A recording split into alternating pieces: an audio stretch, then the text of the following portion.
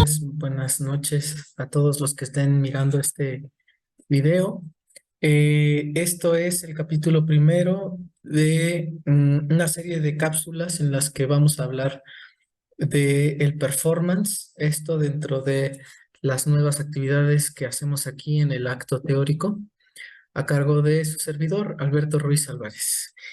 Bueno, pues sin más preámbulo vamos a comenzar, porque la idea es que estas cápsulas sean breves, sean profundas, sean concisas, pero que no sean tan largas, para que podamos, para que ustedes puedan mirarlas por completo y después hacer sus preguntas o comentarios ahí en el chat del canal, o ya sea en Facebook o en YouTube. Bueno, pues vamos a hablar el día de hoy del performance. Y antes, yo quisiera decir lo siguiente, ¿no?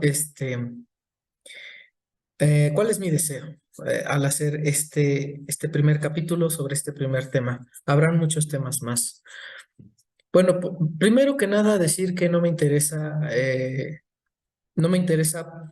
plantear en absoluto ningún tipo de línea que trate de decir si sí se debe hacer performance o no se debe hacer performance.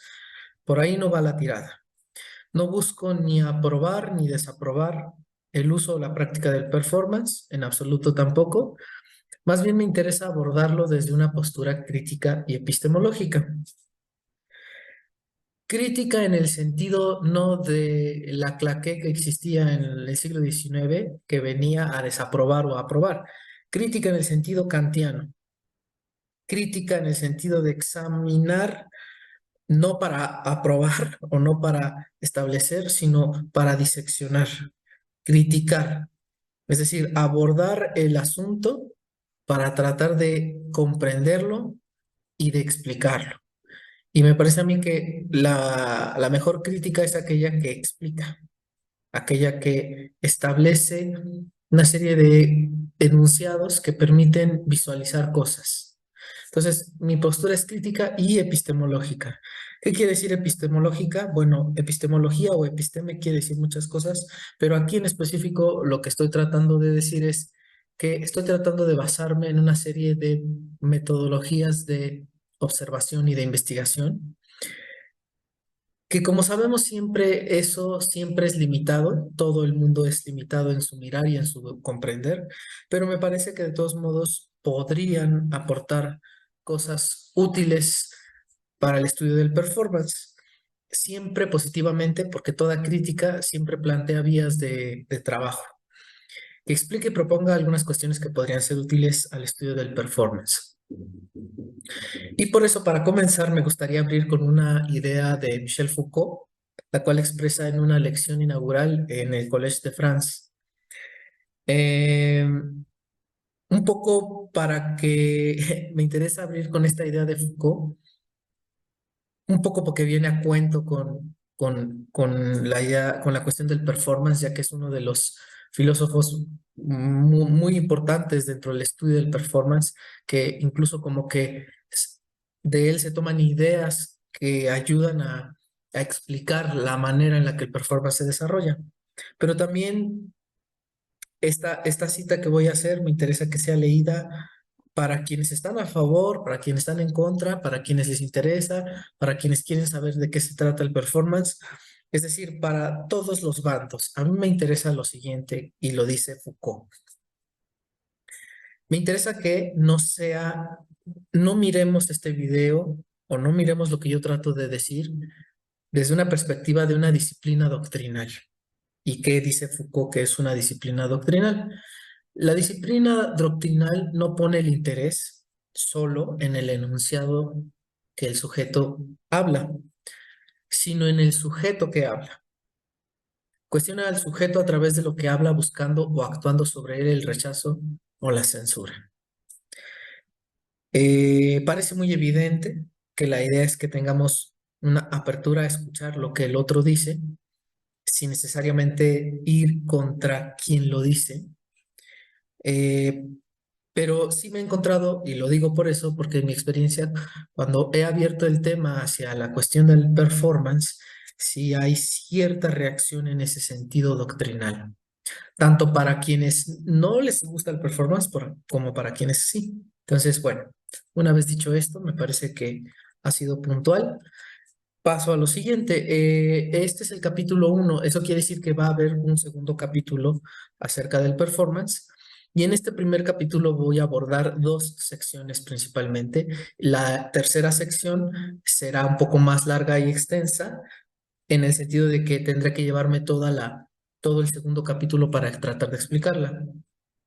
En este primer capítulo, la sección 1, voy a tratar de hablar de estos títulos, los he inventado yo como para darme a entender. Voy a hablar como de los orígenes y la historia del performance. Voy a hablar de su postura frente a la realidad, por decirlo de alguna manera, sus características y los medios con los que el performance se mueve.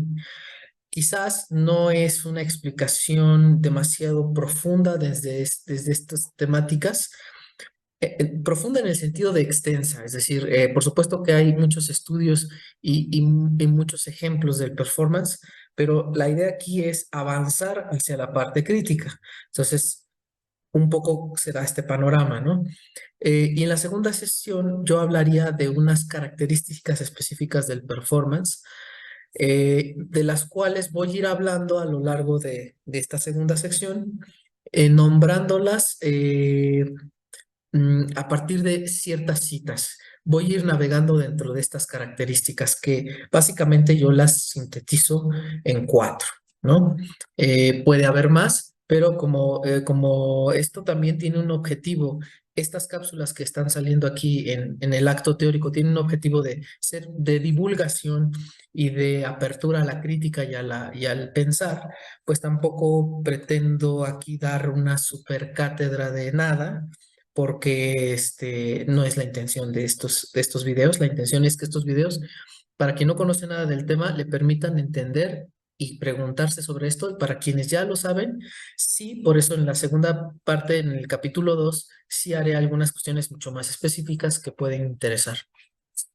Bueno, dicho esto, voy a pasar a hablar de los orígenes e historia del performance. Si quieren encontrar dos libros que a mí me parece como, hay muchos libros, mucha bibliografía, pero me parece a mí que hay dos libros que en general funcionan para hablar de este tema, que son el libro llamado Performance, escrito por Diana Taylor, y el libro llamado Estudios Avanzados del Performance, también hecho por Diana Taylor en colaboración con otra persona. En estos dos libros se establecen como las bases historia y las bases teóricas, que en realidad son como más bien bases argumentativas sobre el performance. Y a nivel general, podríamos explicar que el performance tiene dos orígenes principales. Uno podríamos hablar un origen desde el habla y el otro es un origen desde la acción. El origen desde el habla viene a partir del estudio de la lingüística con un lingüista muy famoso en los estudios del performance, que es un señor apellidado Austin, pero hay muchos otros. Pero para no ahondar en ese tema, o sea, no ahondar en la extensión histórica de eso, simplemente podría yo a nivel como para tratar de crear aquí un resumen de esto, decir que el origen lingüístico estriba en un argumento que es el siguiente, que las palabras pueden crear cosas o que las palabras crean acontecimientos en la realidad. El ejemplo más trillado de todos, por eso lo voy a cambiar, casi siempre es el de los de claro marido y mujer. Bueno, yo voy a tratar de ponerlo un poco en la actualidad con lo que estamos viviendo hoy en día. Por ejemplo, la guerra entre Rusia y Ucrania. Hay un juego de performatividad lingüística que está en que no se declara una guerra. Nadie dice se declara la guerra, hostilidad, se dice intervención, algo así como intervención logística, es decir, hay un uso de la palabra que como la palabra tiene ese poder de transformar y de cambiar la actitud de las personas, hay como Eso es lo que algunos lingüistas llaman la performatividad de la palabra. La palabra puede generar reverberaciones en la realidad de una manera muy importante, y si no, uno de los principales descubridores de esto fue Sigmund Freud y posteriormente Jacques Lacan, de las cuales muchas ideas sobre el discurso, sobre el amo, sobre el poder, sobre todas estas cuestiones, influyeron en muchos filósofos alrededor de Lacan en la Francia de los años 60 y 70, que son los años en los que surge el performance. Eh, También de origen lingüístico, y esta es como una acepción mucho más vaga, es que la palabra performance viene del anglosajón, del inglés, y que básicamente, por decirlo de alguna manera, yo diría, lo explicaría así, es como una palabra comodín, es como una palabra que se usa para nombrar aquello que no tiene forma de saberse de dónde vino. Es decir, las actitudes de un político, las actitudes de una cámara de diputados o de una cámara no sé, de un concilio vaticano, los rituales, las ceremonias, los 15 años, las fiestas, todo lo que se hace, por ejemplo, en una boda, todas las etapas de la boda, son como una especie como de elementos de de las actitudes humanas sociales, por supuesto, o incluso también individuales, que ni son de origen de una disciplina artística, porque nadie lo está planeando, ni es que, ya lo veremos más a fondo, pero de manera general nadie cree que está haciendo la performatividad de cómo ser socialmente. Es algo que está integrado. Es algo que uno sabe, por ejemplo, cuando va a ir a un partido de fútbol o cuando va a ir a un partido de béisbol o cuando va a hacer determinada cosa, hay como una cosa establecida del cambio de actitud. Entonces, es como mencionar actitudes, pero como esas actitudes no se puede decir que son específicas de algo, se dice en la lengua anglosajona, pues eso es como un performance. Se da un acontecimiento de algo. Esa es como la parte lingüística en el sentido de el habla. Performance es una palabra que da a entender que las palabras tienen capacidad de resonar en la realidad, y la otra es una palabra comodín que nos permite decir, pues esto no sé qué es como un performance, es darle un adjetivo, un sustantivo, perdón, a algo que no es muy asible, ¿no? De lo cual ahí el performance, ya lo veremos más adelante, va a abrevar mucho de esta idea o noción de no ser algo en específico. Y el otro origen es el orden de orden sociopolítico. Hay que decir aquí que en los años 60 y 70 ocurrió un fenómeno muy importante que es el siguiente, y yo creo que se dio en todo el mundo.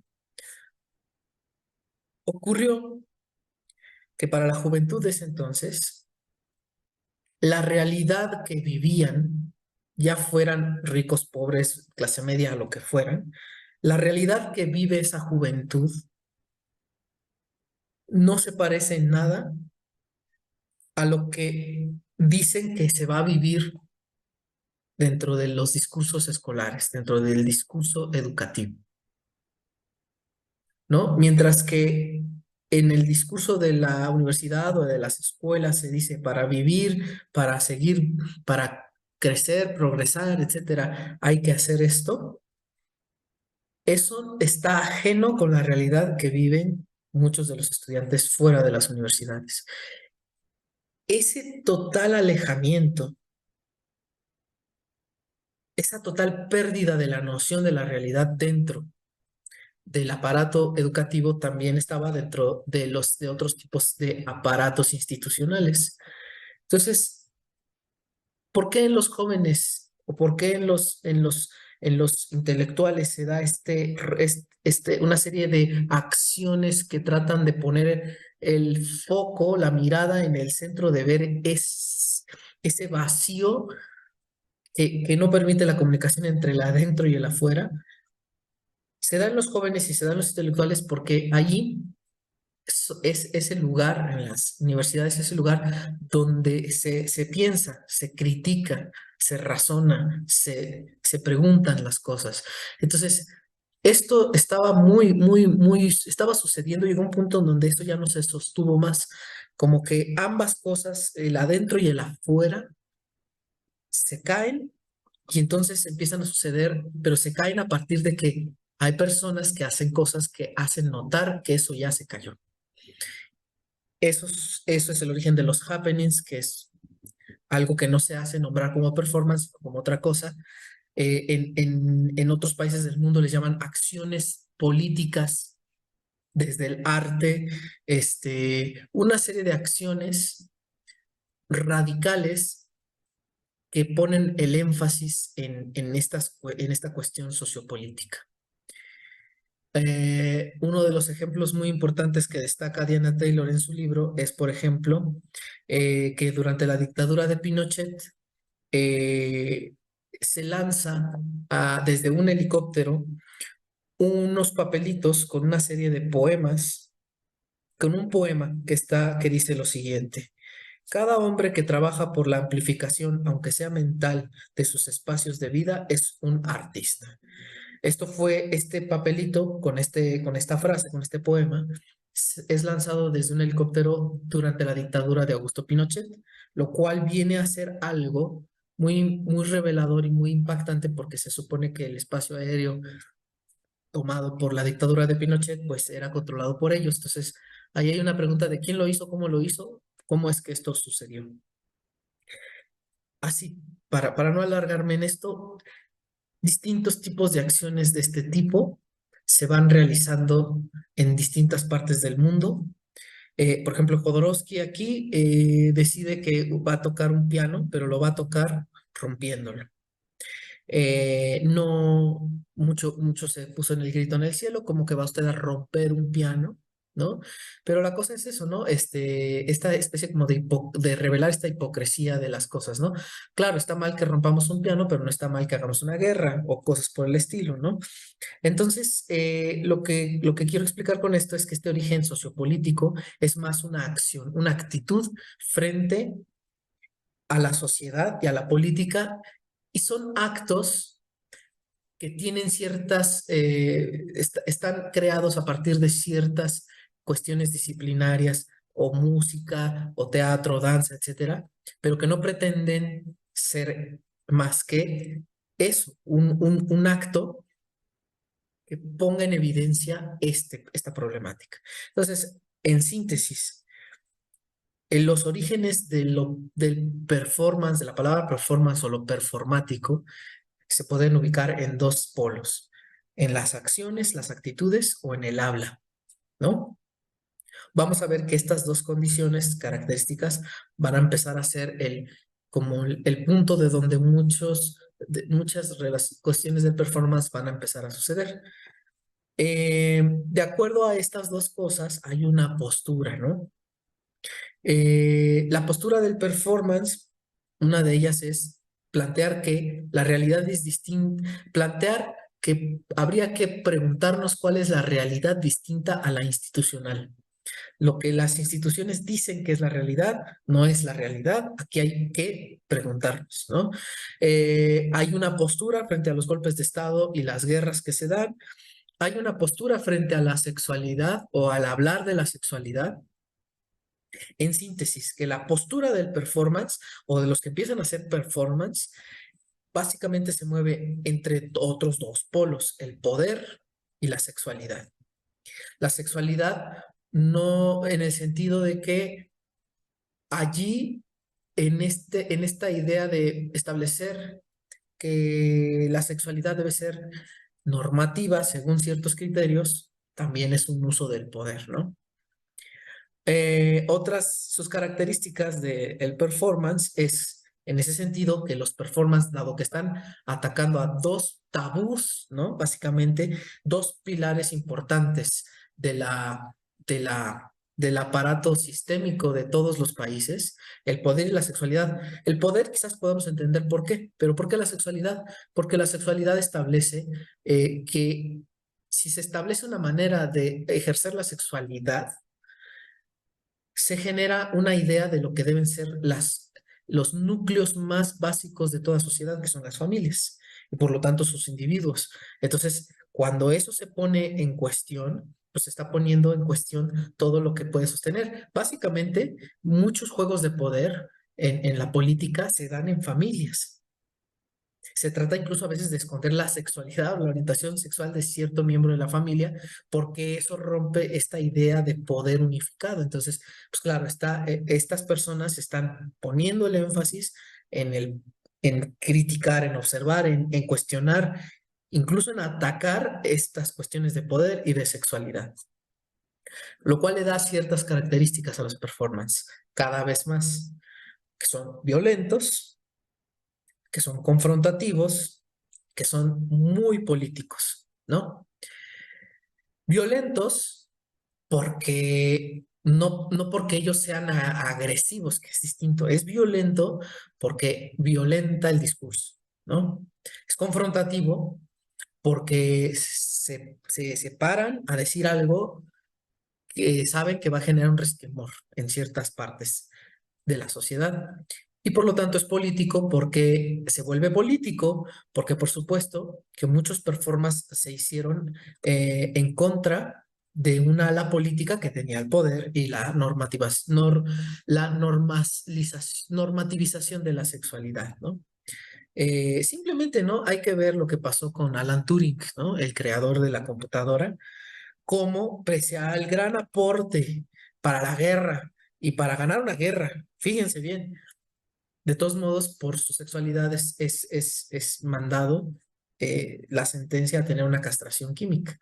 Son esas paradojas que en los años 60 y 70 se van a romper profundamente a partir de estos performances. ¿Por qué performance? ¿Por qué no acciones artísticas o de otro estilo? ¿Por qué es este fenómeno del performance? Pues porque en efecto, ya lo vamos a ver más adelante, se piensa de que la institución no se va a permitir ponerse en riesgo de hacer un acto que ponga el énfasis en eso. O sea, yo creo, pues, y esta es una hipótesis personal, no es que las disciplinas no alcancen ni la música, ni la pintura, ni la escultura, ni nada de esto, no es que las disciplinas no alcancen a ellas mismas ser subversivas frente a los discursos establecidos, sino que son las instituciones que albergan estas disciplinas las que dicen, no hagas esto, no le muevas por ahí, no le avientes mierda a tal o cual. Ese es el verdadero asunto. Entonces, yo creo que por eso es la necesidad de salir y hacer algo que sin los recursos que puede otorgar desde la música, la escultura, el teatro, la danza, la pintura, una institución, recursos arquitectónicos, materiales, etcétera, pues ahora sí que se hace algo con lo que hay. Y viene esta cuestión de lo performático, ¿no? ¿Cuáles son los medios en los que el performance se lleva a cabo entonces? Bueno, dado que esto es una lucha ideológica con tintes artísticos que se lleva a cabo por algunos grupos o por algunas personas, pues básicamente lo que se tiene para usar es el cuerpo mismo o el cuerpo de otros. Es decir, o es mi cuerpo el que va a entrar a formar parte de esta acción o de este objeto artístico, o voy a en los otros, en los cuerpos de los otros, voy a poner o modificar o a atentar esos cuerpos para que algo ocurra, ¿no?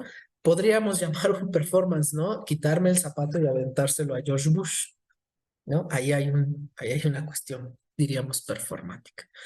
Eh, y hoy en la actualidad, a partir de esta lectura de estudios avanzados del performance, ya se habla también de los objetos y el archivo, bajo una idea de que como el performance solo ocurre una sola vez, algunos dicen no, y otros dicen no, el performance ocurre muchas veces mientras se replique, ¿no? Ya veremos más adelante, justo en el segundo capítulo voy a ahondar más en esto, que esto tiene que ver más bien con que los propios estudios de performance se ponen a pensar que si esto es un acto efímero, ¿cómo es que se puede estudiar? ¿No? Entonces hablan de objetos y archivo, ¿no? Que el archivo y los objetos también son algo performático, ¿no? El objeto, ya no la palabra ni la acción, sino el archivo, las imágenes o los objetos pueden ser propiciadores de miradas de performance que ocurrieron. No, no son los performances, sí, sino son cosas que ocurrieron que en su momento podríamos decir, si analizamos esta foto o este objeto, esto nos habla de algo que en su contexto fue performático, ¿no? Orígenes, esos son, postura, características y medios. Pasemos entonces a la sección 2. Características específicas, y aquí sí me voy a ir permitiendo leer algunas citas del libro, de los libros que consulté, pero en general les voy a decir que voy a ir navegando dentro de 4 características que yo observo. La retórica y la posición del performance. Otra característica que ellos tienen muy arraigada, que el performance tiene muy arraigada y quienes lo realizan es nombrar todo lo anterior como performance. Eso es una característica muy particular que me llamó la atención, que es, que es como que si bien el performance tiene su origen en la lingüística y en las acciones en los años 60 y 70, empieza a haber como un movimiento de mirar al pasado y decir, claro, no lo habíamos visto, todo esto también es performance, poco a poco lo vamos a ir diseccionando. El performance es transdisciplinar o postdisciplinar y su posición contra el discurso establecido, ¿no? Son esas 4 características más específicas del performance. Tienen una retórica y una posición muy específica.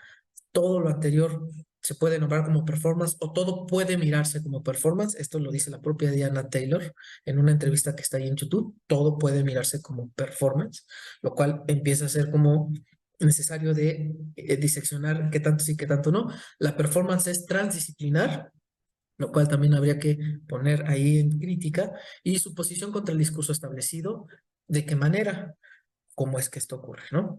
Entonces, por ejemplo, eh, dice aquí algunas cuestiones del libro de Diana Taylor. Lo importante es resaltar que el performance surge de varias prácticas artísticas, pero trasciende sus límites. Combina muchos elementos para crear algo inesperado, chocante, llamativo. Bueno, aquí está la cuestión. Esta es la característica de lo transdisciplinar, postdisciplinar. Bueno, aquí yo pienso que esto puede tener un contraargumento que me parece posible de pensar, que cuando uno utiliza el prefijo transdisciplinar, postdisciplinar, casi siempre, por lo que yo fui estudiando y leyendo sobre el performance, se entiende que es como algo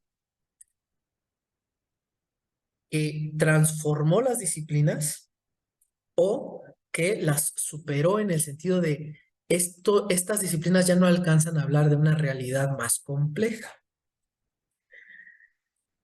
Pero cuando uno vemos los performances y vemos cómo se abordan, como dice la propia Diana Taylor aquí, surge de varias prácticas artísticas, pero trasciende sus límites. En mi opinión, yo no creo o yo no veo que el performance haya trascendido los límites de las disciplinas artísticas. Yo, en lugar de nombrarlo postdisciplinar o transdisciplinar, yo diría que el performance es contradisciplinar o antidisciplinar.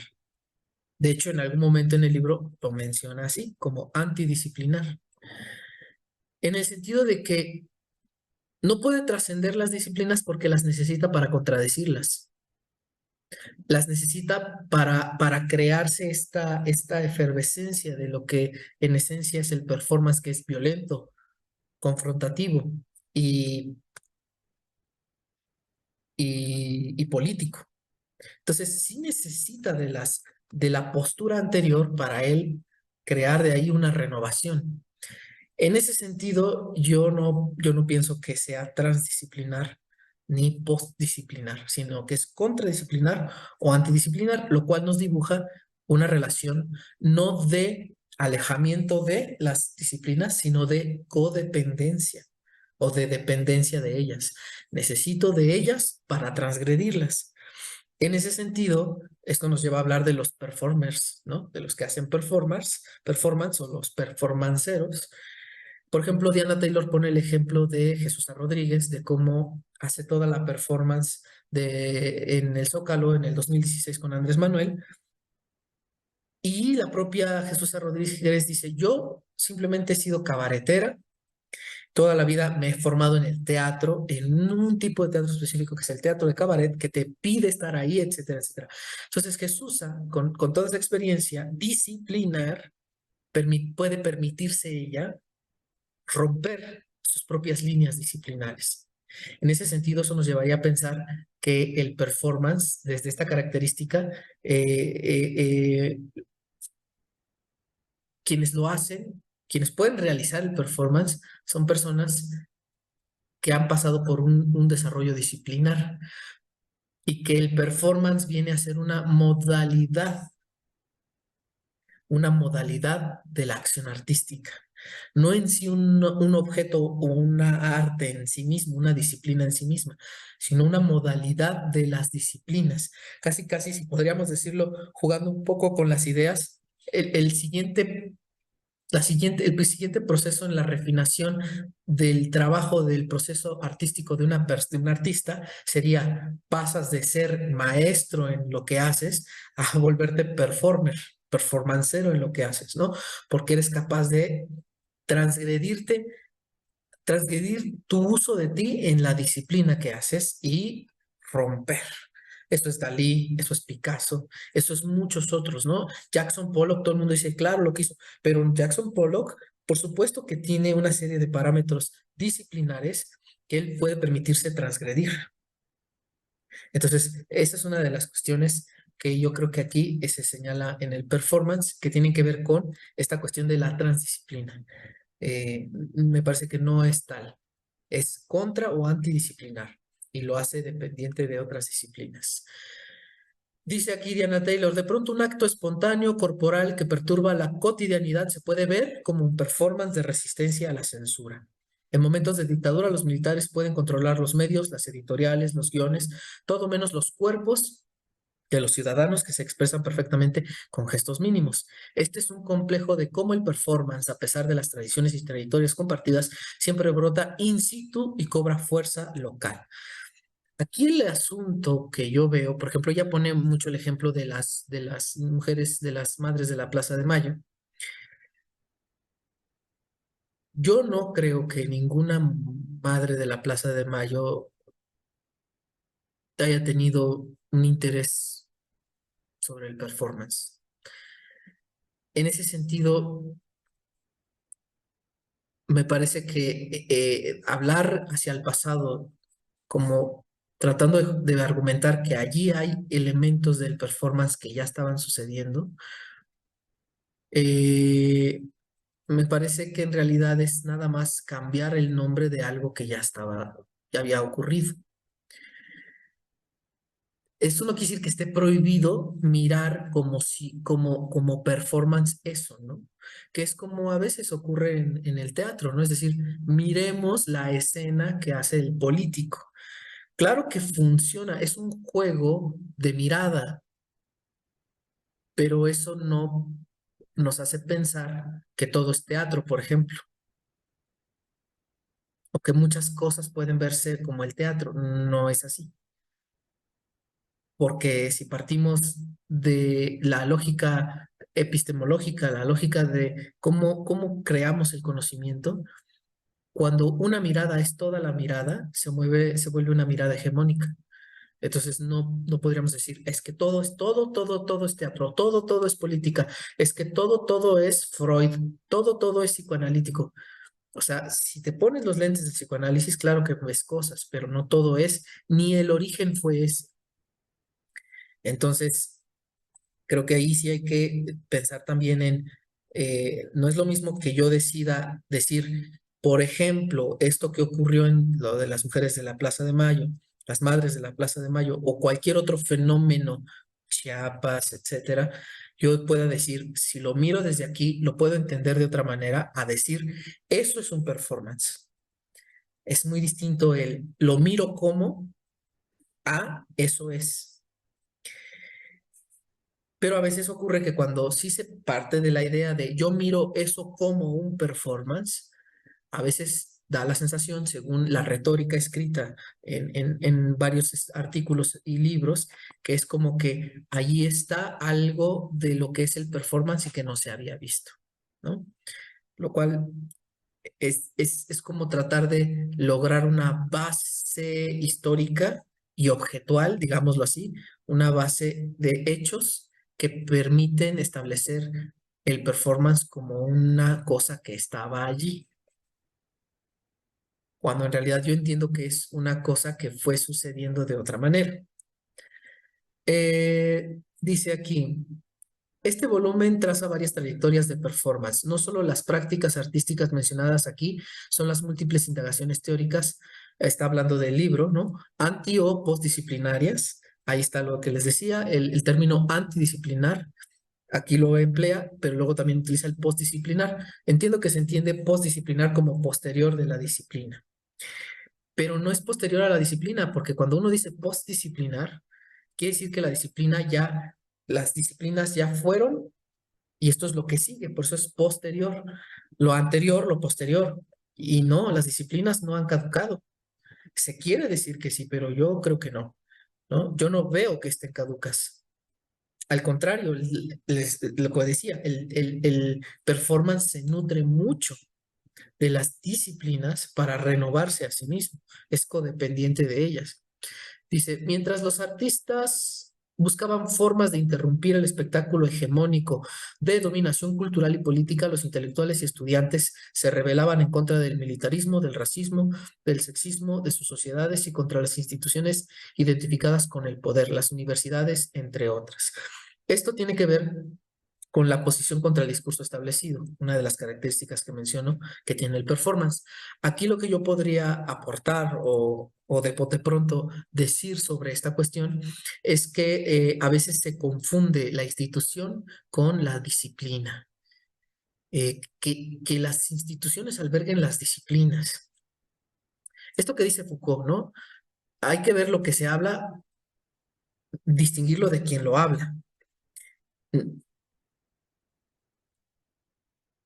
O por lo menos tener en cuenta ese fenómeno, porque yo lo he visto, lo he oído, lo veo en entrevistas, en discursos, en textos, que a veces la cuestión radical que pretende defender al performance de sus atacantes, entre comillas, es decir, como tú estás dentro de una disciplina y esa disciplina pertenece a una institución y esa institución pertenece a un discurso de poder, pues claro que estás alienado, perdido en la realidad que no ves.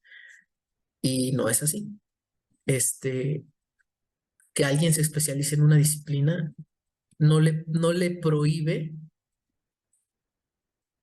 usar esa disciplina de manera performática. Que alguien se especialice en una disciplina con profundidad y que esa disciplina hable de ciertos discursos que en el debate de las ideas puedan parecer hegemónicos o etcétera, no tiene que volverse un parámetro de prohibición, porque hay que entender que la realidad es más compleja de la utopía, ¿no? O sea, cómo que todos se liberen de estos discursos hegemónicos, sí, pero hay gente que no está liberada si estamos empezando a hablar desde ese lugar. Entonces, cualquiera diría, ¿qué estás queriendo decir? ¿Que se queden dormidas? No, pero también pienso que no aportan solo cosas negativas, ¿no? Así, para decirlo pronto, ¿no? Hay gente que se quiere casar, hay gente que quiere tener hijos, hay gente que quiere tener una vida de clase media, hay gente que, etcétera, etcétera. Y es muy peligroso, muy nocivo, que ese discurso con el cual yo puedo no compartir me haga no solo criticar el discurso, sino ya abordar cosas contra los sujetos que están a favor de ese discurso. esto que hoy en día se llama la polarización. Es decir, en qué momento ser performático puede volverse un discurso de amo, ¿no? Eso es lo que habría que tomar en cuenta ahí, ¿no?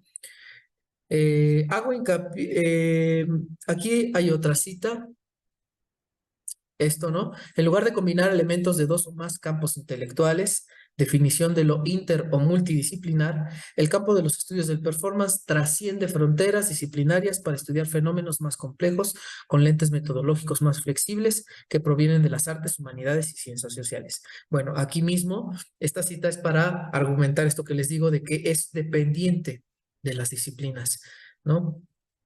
Y en ese sentido, si es dependiente de ellas y dialoga con ellas, no todo lo que se plantea desde las disciplinas está alienado a un sistema hegemónico de discursivo de poder.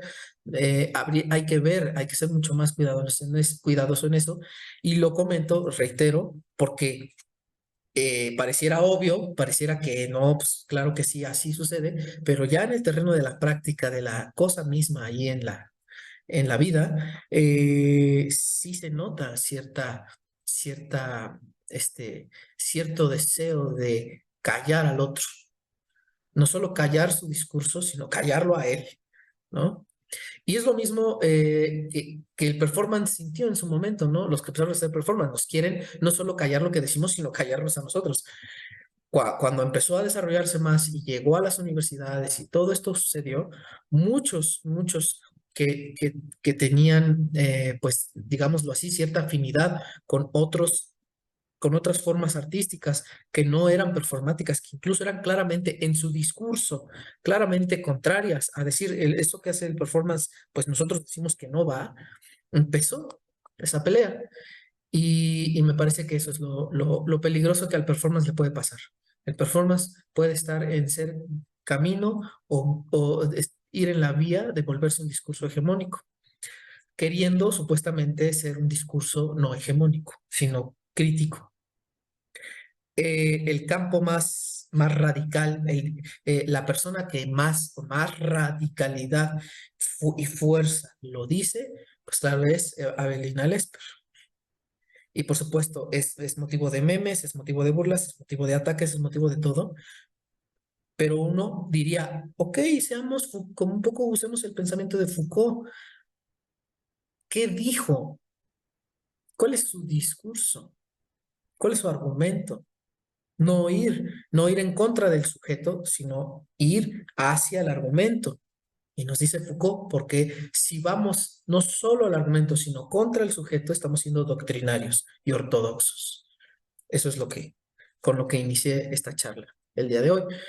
Eh, Dice, la forma más productiva de aproximarnos al performance tal vez sería modificar la pregunta. En lugar de preguntarnos qué es o no es el performance, porque no es un algo ni es un sustantivo, hay que preguntarse qué nos permite hacer y ver el performance, tanto en términos teóricos como artísticos, que no se puede hacer pensar a través de otros fenómenos.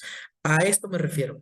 Ella misma está diciendo aquí esto que yo estoy tratando de proponer, que en realidad el performance es una modalidad artística, pero no voy a desarrollar demasiado la idea ahorita, voy a seguir hablando de las características del performance para que todo lo que yo voy a tratar de explicar en el segundo capítulo pueda ser comprendido con mayor profundidad o con mayores bases argumentativas venidas de la propia explicación de lo que es el performance.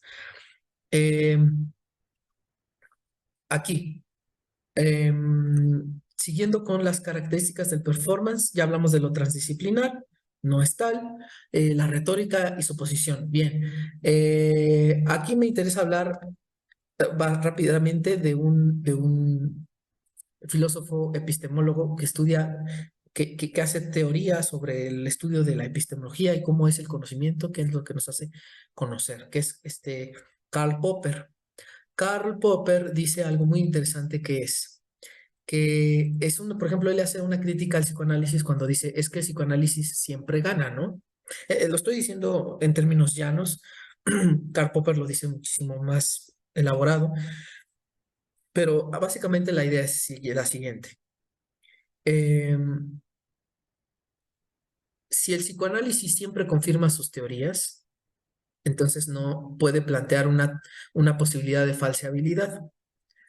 Si no la tiene, entonces no es una ciencia. Ese es el argumento general de Karl Popper. Básicamente todo lo que digo sucede, se acierta, tengo razón. Por lo tanto, él dice que si no hay una manera de comprobar experiencialmente, incluso que algo no suceda, confirma que la idea es equivocada, entonces, como no hay falseabilidad, crea un argumento inmunizado. Es inmune a todo el argumento, ¿no? Entonces, él dice, por eso el psicoanálisis le pasa eso. Pero otro pensador que responde a esta teoría de Popper, que es Kuhn, él dice, bueno, pero es que si vamos a eso, muchas teorías científicas, ¿no? Que no pueden ser comprobadas en la experiencia, sería pseudociencia o falsa ciencia. Entonces, hay algo que se llama ciencia conjetural, que es dentro de la que entra el psicoanálisis. Y esto lo voy a llevar un poco a observar algunos argumentos del performance, ¿no? Por ejemplo, uno de los argumentos que aparecen en el libro del performance es, dice por ahí, la enunciación de una performancera es, yo no me hago responsable de la reacción que tú tienes frente a mi trabajo.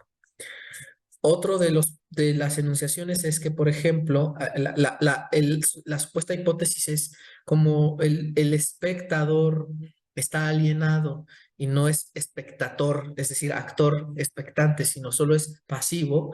Vamos a comprobarlo que haciendo que un performance en donde una persona se mete en una bolsa de agua y con el riesgo de morir ahogada. ¿Y qué pasa, no? Tan alienado es el espectador que como él cree que está en un contexto de ver un acto artístico, pues aunque vea que es la persona está poniendo en riesgo su vida, no se va a mover porque respeta la norma. Pero si hay alguien que se levanta y abra la bolsa y diga, no, no puede ser, se confirma la hipótesis. Hemos logrado con el performance sí sacar al espectador de su impasividad. Es decir, el abanico, los dos polos del abanico de las posibles reacciones frente a ese performance, el no hacer nada o ir y romper la bolsa y decir, se acabó aquí, yo no quiero ver esto ya. ¿Cómo puede ser que esos dos polos por todo el tiempo confirmen la hipótesis del performance?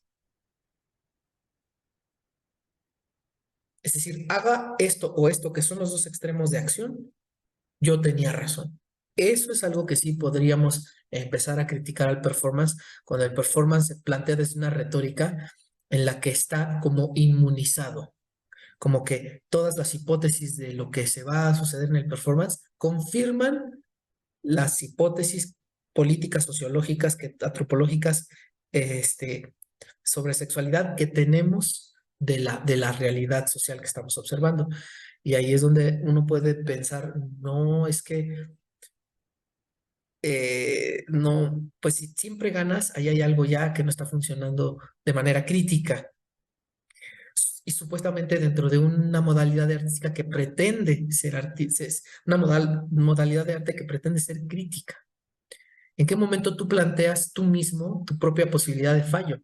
Pues parece que no la hay, ¿no? Y entonces eso es lo que nuevamente Avelina Lesper marca mucho, ¿no? Este, y que creo que esa es la parte que a muchas personas que han estado frente a ella, que incluso la han agredido y estas cosas, no les gusta que diga, no les gusta que les haga ver, ¿no? Aquí hay una idea de inmunización, de tenemos la razón, sí o sí, por donde le muevas, ¿no? Entonces, ahí habría que mirar esta cuestión, ¿no? Eh,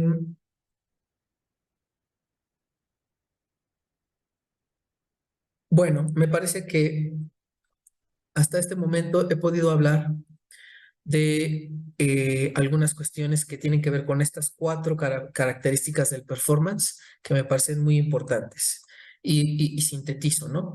Su retórica, que en algún momento los lleva a esta idea de inmunización y que a veces es muy radical, muy violenta la reacción cuando alguien les hace ver, oye, es que no puedes tener todo el tiempo la razón.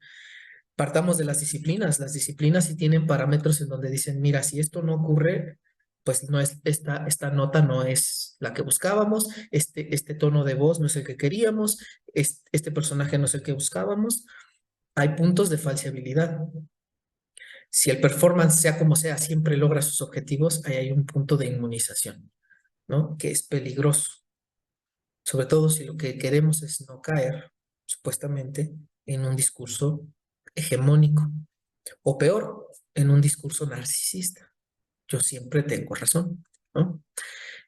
Nombrar lo anterior como performance siempre, ahí ya también hablé de esto. eh, es como decir, es como si yo de repente descubriera el teatro y de repente dijera, es que todo, es más, mira, lo que hicieron allá en Estados Unidos en su independencia fue teatro. Esto es teatro, todo. En realidad, entonces muchas de las manifestaciones de la historia fueron teatro. Llega un momento en donde cuando alguien me escuche dirían, oye, no es cierto, no manches, no puede ser que todo sea teatro. No, porque ni fue pensado como tal, y aunque tú lo quieras ver así, pues te puede ayudar para entender o sacar ideas sobre eso, pero no para decir, miren, el teatro ya estaba desde que nació tal cosa, desde en este lugar ya estaban pensando en teatro. Es complicado ir hacia esos argumentos radicales, no porque no deba ser uno radical en su discurso, sino porque hay que mirar si esa radicalidad puede sostener su fuerza, ¿no? Y a veces me parece que eso pasa en el performance, que el hecho de utilizar ideas, argumentos filosóficos, políticos, psicológicos, etcétera, como que dan una falsa idea de fuerza al argumento del performance, porque como esos argumentos son fuertes, pero dentro de sus campos, es como que si los uso, entonces estoy siendo fuerte en decir lo que estoy diciendo dentro del performance y pues no es así. Yo veo que ahí hay un punto en donde no hay una crítica, autocrítica del performance, ¿no? El performance no es transdisciplinar ni postdisciplinar, es antidisciplinar o contradisciplinar, codependiente. Por lo tanto, yo lo plantearía como una modalidad de la acción artística, en la que un gran performer puede ser aquel que lo hace a partir de las disciplinas anteriores que conoce. Eso es lo que yo plantearía y su posición contra el discurso establecido. Aquí yo voy a desarrollar un poquito más y con esto ya terminaríamos nuestra charla. Foucault, en este apartado, en este libro que les hablo, que es una conferencia en el Collège de France, dice lo siguiente, ¿no? Él básicamente habla de tres cosas que establecen un discurso de poder, o el orden de un discurso, mejor dicho, el orden de un discurso. Una, la verdad, esta cuestión él hace ver algo muy importante. La verdad se establece por un discurso que se consensa y que genera aparatos de inclusión y de exclusión. Es decir, cada momento en la sociedad, en la historia del ser humano, cuando alguien condensa o cuando alguien, cuando un grupo, un país, unos intelectuales descubren algo de la realidad, hacen un consenso en el cual se establece un discurso, un orden de discurso. La verdad es tal cosa. Y eso genera aparatos y sistemas que diseminan este orden de discurso. Es muy lacaniano este asunto, ¿no? Porque tiene que ver con el discurso del amo y del esclavo, que ahorita no voy a entrar en eso, lo haré la próxima sesión. Esto, ¿no? Segunda cosa, dice Foucault, no es lo mismo hablar de la verdad que estar en la verdad. Entonces, frente a esto primero que él dice de que la verdad que se establece es un consenso de un orden de discurso, él habla de que Mendel, por ejemplo, el que descubre los caracteres hereditarios de la genética, dice él, no es lo mismo hablar de la verdad que estar en la verdad. Y dice, Mendel, cuando habla de estas cuestiones de la genética, está parado en la verdad, pero no es la verdad del discurso de la biología de su tiempo. Por lo tanto, está por fuera de la verdad dicha, pero está parado en la verdad, ¿no? Ese es el ejemplo que pone de Mendel. Y por lo tanto, él dice, la doctrina y la ortodoxia no abordan lo dicho por un sujeto, sino al sujeto mismo. Es decir, cuando eso pasa, la reacción es, en lugar de oír lo que dijo, hay que ir contra quien lo dijo. Porque si eso que dijo va por fuera del consenso, del orden del discurso, nos mueve todo, ¿no? Nos mueve, es lo que hizo Galileo, es lo que hizo Mendel, es lo que hizo Freud, es lo que hizo Einstein, ¿no? Es lo que hizo Copérnico. Entonces, estos son los tres elementos que Foucault explica a nivel muy general, se los he expuesto, sobre el orden de un discurso, cómo funciona el orden de un discurso.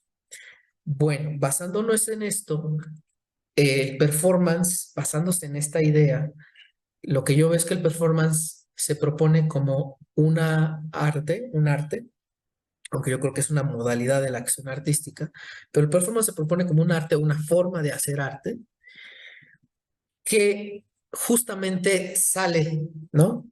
Del discurso, rompe el orden del discurso. Pero llegan a un extremo tal en el que pareciera que el único aparato artístico que puede hacerlo son el performance y los performanceros o performers. No lo estoy diciendo en sentido despectivo, ¿eh? O sea, los que hacen performance, pues, solo eso, el performance y quienes lo hacen son, por su carácter violento, confrontativo y político, pueden romper. Y es falso. Basta mirar las veces en las que muchos artistas dentro de su disciplina han podido hablar de una verdad fuera del discurso, del orden del discurso establecido, sin haber pensado en performance o sin siquiera haber hecho performance. Solo les pongo un ejemplo, Usigli. Por eso Usigli fue censurado y alienado de de la intelectualidad de su momento. ¿Y de qué verdad estaba hablando él? Pues de una verdad que a él le interesaba mucho, la verdad del ser humano. Hay otros como Shakespeare que han podido hablar de eso sin necesidad de ser censurados, pero han podido hablar de en su momento de cosas que veían. Calderón, Chekhov, Dostoyevsky, eh, Las Brontë, nos dirán, pero ¿cómo? Ahí hay cosas. En esos libros de Las Brontë o de Jane Austen, en esos libros que uno diría, bueno, pero esto es como más rosa, ¿no? Esto es más romántico. Este, yo veo que de todos modos sí hay ahí el hablar de una verdad que el discurso no permite decir y que se expresa a través de una novela, ¿no? Entonces hay muchos ejemplos, básicamente todos los ejemplos de la literatura clásica, de la literatura dramática, de los artistas plásticos, etcétera, de los filósofos. Entonces, no solo en el performance cabe la posibilidad de romper o vislumbrar, pero sobre todo, y con esto cerraría, lo que yo veo es que si entendemos lo que Foucault está diciendo, él nos está diciendo que todos estamos en la condición de, cuando creemos que estamos hablando de una verdad nueva descubierta, en realidad es una reverberación del discurso, del orden del discurso ya establecido.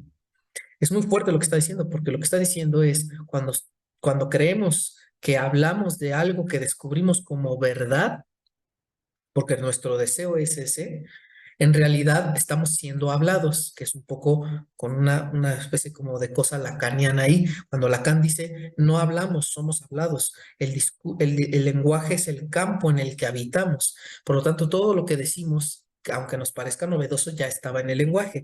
Es un poco lo que está diciendo Foucault. Lo que está diciendo es, cuando creemos que estamos viendo la verdad o estamos criticando algo, en realidad, aunque sea una crítica, está dentro del discurso del orden establecido o dentro del orden del discurso establecido.